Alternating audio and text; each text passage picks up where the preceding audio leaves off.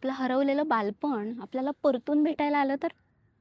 प्रणव सखदेव यांच्या के कनेक्शन्स या पुस्तकाचं मुखपृष्ठ जितकं रंगीबेरंगी आहे ना, तितक्याच रंगीबेरंगी आठवणी हे पुस्तक आपल्या भेटीला घेऊन येतं. स्पेशली 90s किड्स म्हणजेच 90च्या दशकात जे लोकं वाढलेत ना, त्यांना हे पुस्तक फार आवडेल. कारण आईबाबांचा मार, क्रिकेट, बोरकूट, बर्फाचा गोळा खाणं, पहिलं प्रेम, पहिला ब्रेकअप, मैत्रीतील रुसवे-फुगवे, पतंग उडवणे, सायकल चालवणे अशा बऱ्याच गोष्टींचा खजिना आपल्याला या पुस्तकात सापडतो. आणि या पुस्तकाच्या कथेची मांडणी सलग नाही आहे. वेगवेगळ्या छोट्या-छोट्या प्रसंगांमधनं, कुमारच्या आयुष्यातील मजेदार प्रसंगांमधनं हे पुस्तक आपल्याला आपल्या बालपणीच्या भेटीला घेऊन जातं.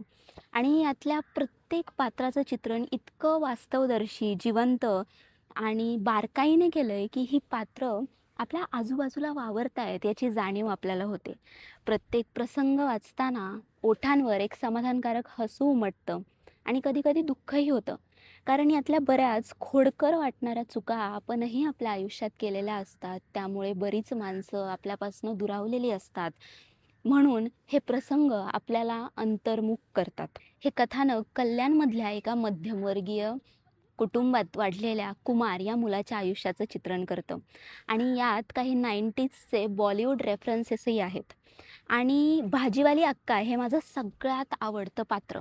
आता ते का आणि कसं हे जाणून घ्यायचं असेल तर के कनेक्शन्स हे पुस्तक नक्की वाचा आणि तुमच्या मित्रमैत्रिणींना देण्यासाठी हे नॉस्टॅल्जियाने भरलेलं पुस्तक अगदी उत्तम आहे.